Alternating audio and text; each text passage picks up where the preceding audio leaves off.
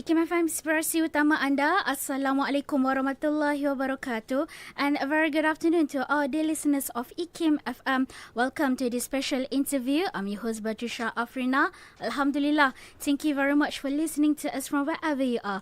Either you are listening to this through radio or even through our social media pages, Facebook and YouTube. And in today's conversation of special interview, we would like to talk about Islamophobia. And in a world increasingly shaped by rapid change and also uncertainty, Muslims often find themselves navigating not just global transformations, but also global prejudices. And one of the most persistent among them is Islamophobia, and it is a phenomenon that is not merely rooted in ignorance or misunderstanding, but in deeper political, economic and historical structures. And being with me in the studio, I'm actually honored to be in the presence of two distinguished scholars. I have here with me in the studio Professor Mustapha Sheikh, co-director of the Iqbal Centre and Professor of Islamic Thought and Muslim Societies at the Arabic, Islamic and Middle Eastern Studies, University of Leeds, and also Professor Salman Sayyid, co-director of the Iqbal Centre and Professor of Social Theory and Decolonial Thought at School of Sociology and Social Policy at University of Leeds. Assalamualaikum and welcome to our studio.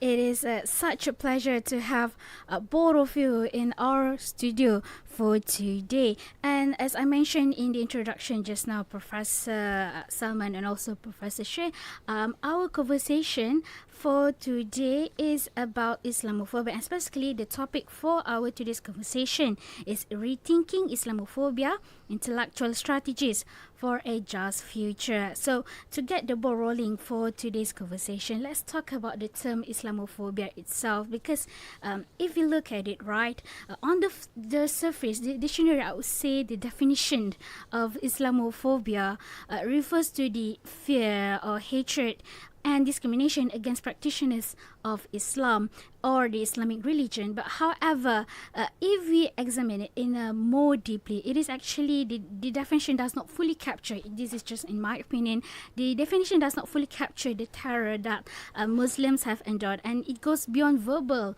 and also physical abuse. People have lost their lives because of the hatred rooted in Islamophobia. So as a both of you as scholar, do you agree that we need to redefine the term to help people to better understand the severity of these issues? So we start with Professor Salman. We don't need to redefine the term, because we just need to understand the term. One of the most pernicious ways of practicing Islamophobia is to keep on asking for redefinitions. Rather than actually doing work against countering Islamophobia, people ask for a definition of Islamophobia again and again and again. Yeah. The definition of Islamophobia is quite clear. It's been established at least 20, 30 years. Yeah. And it is not a definition like any definition. You can't work out the definition of a word just by breaking down the word into its constituent parts. Literal meaning. So, yeah. So the idea of Islamophobia is that it's a type of racism that targets expressions of Muslimness. It doesn't target people who are just practicing. So one of the first victims of Islamophobia, let's say after 9/11, was a Sikh man who was killed because he wore a turban and had a beard, and the man who killed him thought that he was a Muslim.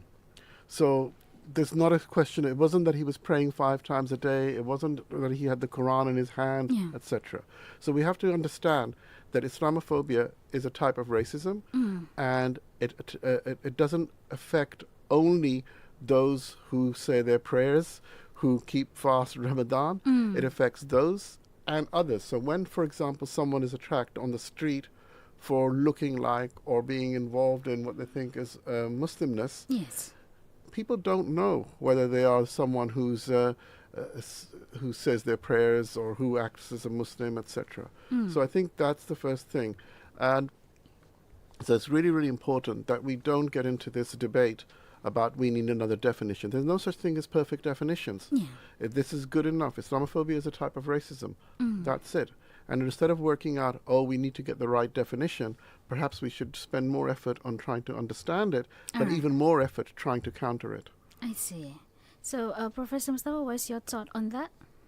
I just want to say, first of all, I agree with Professor Salman's both explanation there, but also a call. He's making an important call there that, we really are not doing enough to resist, to fight, to mobilize our efforts in the struggle against Islamophobia. We're not taking it seriously enough. We assume if we are in Malaysia or if we're in Pakistan or if we're anywhere in Muslimistan, we're assuming that it's a phenomenon that only affects Muslim minority communities in the United Kingdom or in America. In your introduction, I think you were correct to say that it's a long historical processes that have brought about a particular structure of discrimination and oppression, which is, in this case, Islamophobia. And so, it's something that we really need to recognize is global, not just localized in contexts, certain contexts in what we might describe as the West. Yes. And going further into the conversation, right, because you mentioned that instead of you focusing more on to trying to define definition, because in the end of the day, we won't be able to find the best definition or the correct definition on something. So instead, we should focus more onto the effort. And when I did, for this interview, when I did research online on the opposition said about these Islamophobia things, and one of the prominent things that I keep resurfacing on my Google search is about we need to change the way how we fight the Islamophobia, because some mention that do we have to fight physically, or is there any other... Some people say that being aggressive or being defensive towards all these accusations, towards all this, is actually make the situation much worse. So going further into that, Professor Salman, can you further explain us, help us better to understand actually what is the best way to combat Islamophobia? I think it's important to understand, like you said at the beginning, that Islamophobia ranges from genocide, ethnic cleansing, to discrimination in employment, in housing, in healthcare, to attacks on the street, to attacks on mosques, to attacks on individual Muslims. And unlike most other forms of discrimination, the people who are attacked on the street the most are actually Muslim women. Right? Women are not normally the victims of, not in the same way that men are the victims of racist violence, other forms of racist violence. It is actually women. So when you think that it includes all of those range of things, the idea that there is one pattern or one response is absurd. But also it underlies the problem. Because people don't take Islamophobia seriously, they don't see it beyond its immediate occurrence at a particular moment in time. So they don't have an understanding of how to connect up all of these things. So then there's an issue that Islamophobia is really caused by Muslim misbehavior.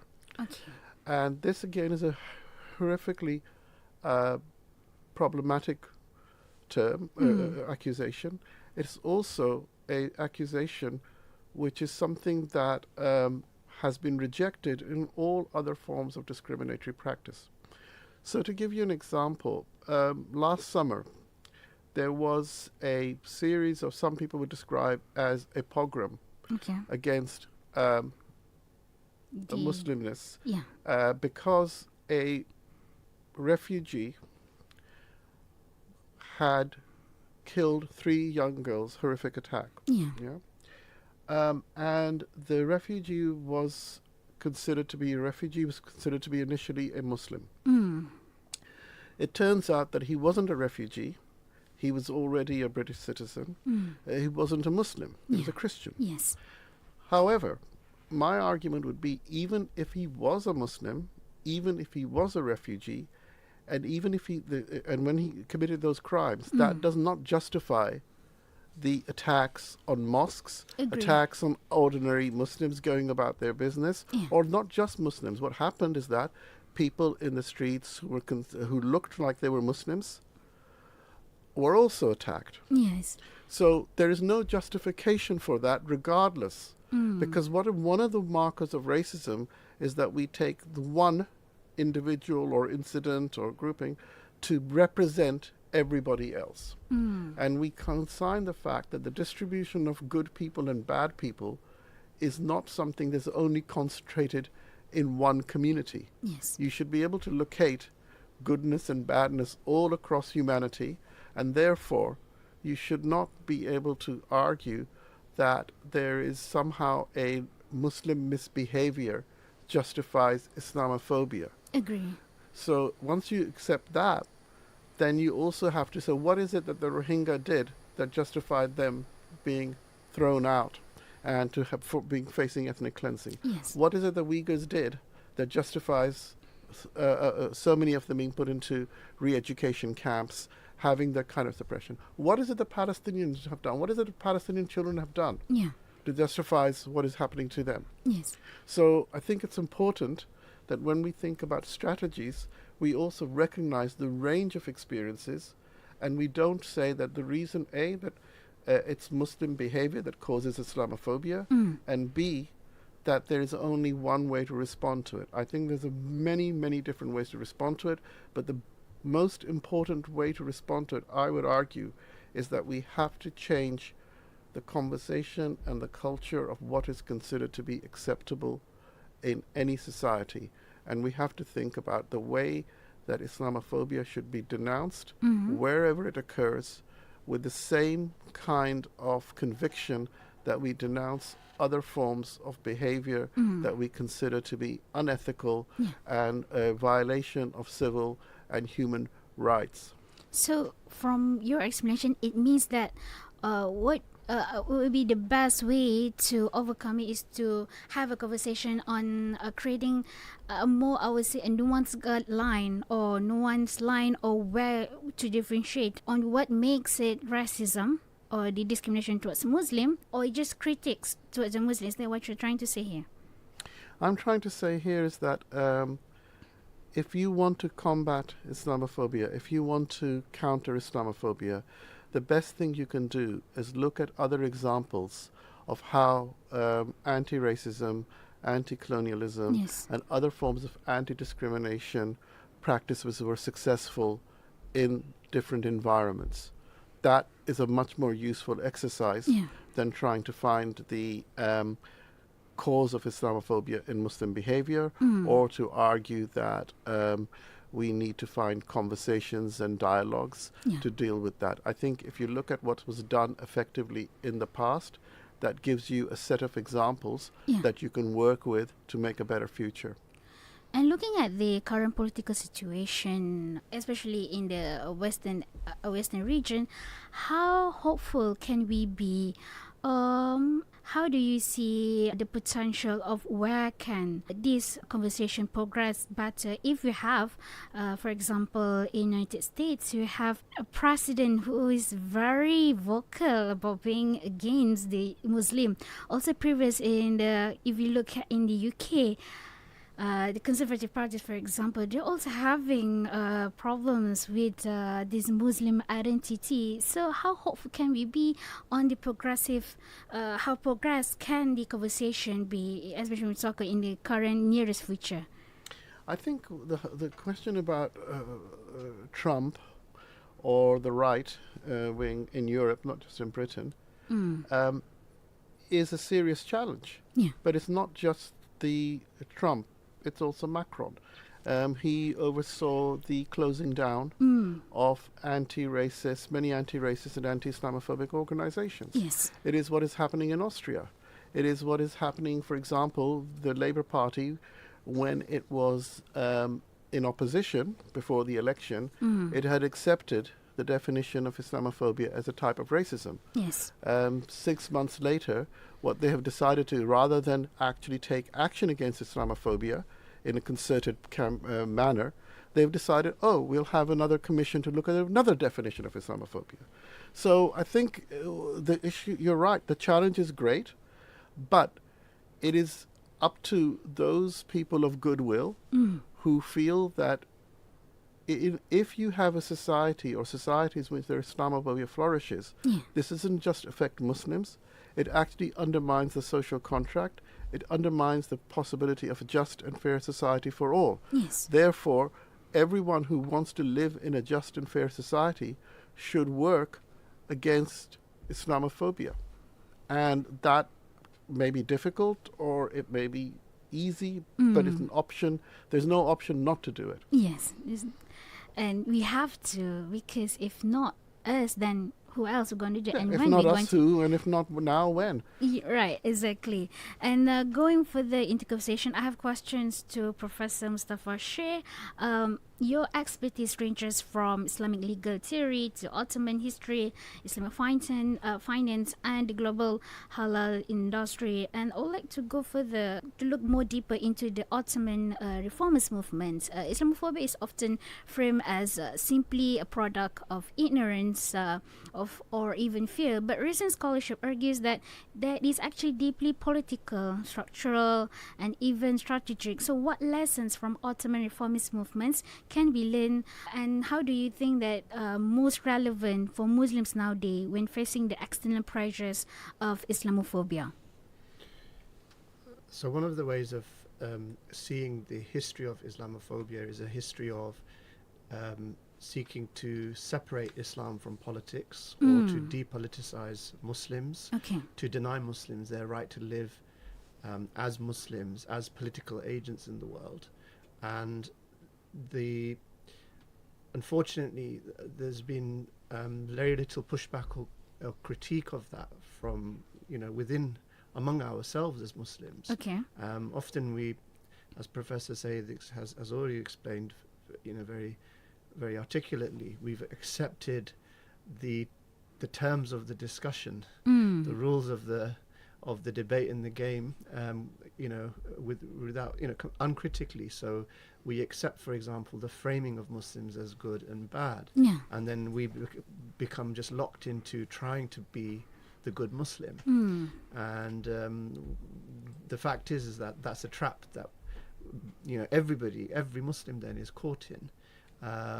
Because you're just even the good Muslim is just somebody who's just waiting to be disclosed as a bad Muslim, as an extremist or a terrorist, or a child is just going to grow up to become a terrorist. So this is what we're seeing happening in Gaza as justifications that children's lives there don't matter.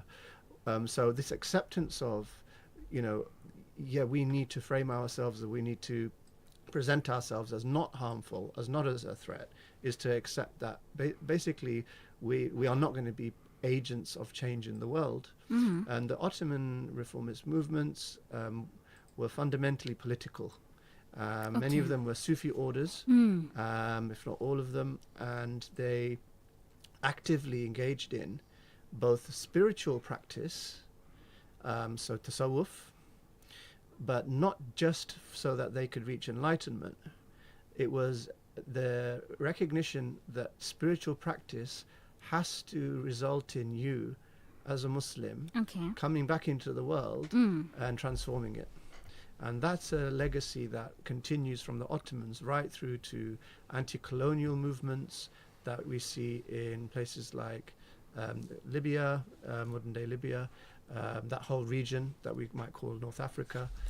So the Sunusiya Tariqa, for example. Umar Mukhtar is a very well-known leader of the resistance anti-colonial movement against the Italians. He was a Sufi sheikh, but also leader of anti-colonial resistance. And so this is the legacy of Ottoman, but also other spiritual orders that recognize the importance of the political and transformation of societies.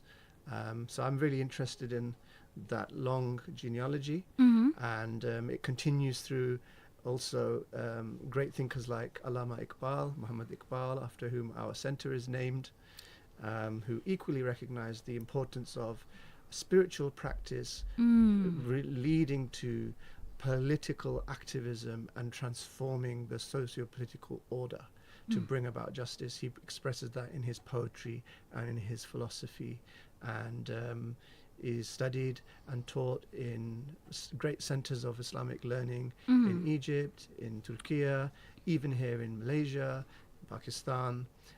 So he's recognized as this great ummatic thinker who I think we can learn a lot from in this moment that we're currently living in. Dear listeners, we have reached the end of the first part of the conversation with Professor Mustapha Sheikh, co-director at Iqbal Centre for Critical Muslim Studies and Professor of Islamic Thought and Muslim Societies, University of Leeds, and also with Professor Salman Sayyid, co-director at Iqbal Centre for Critical Muslim Studies and Professor of Social Theory and Decolonial Thought, University of Leeds, for the conversation, Rethinking Islamophobia, Intellectual Strategies for a Just Future. Thank you very much for listening to us today. If you have any questions or would like to share your thought on today's conversation, you can leave it on the comment section of this posting on Facebook and YouTube, or you can simply contact us through our WhatsApp contact at 011-29004-004. So be sure to tune in to us next week for the second part of the interview. All this only on IKIM FM, Inspirasi Utama Anda.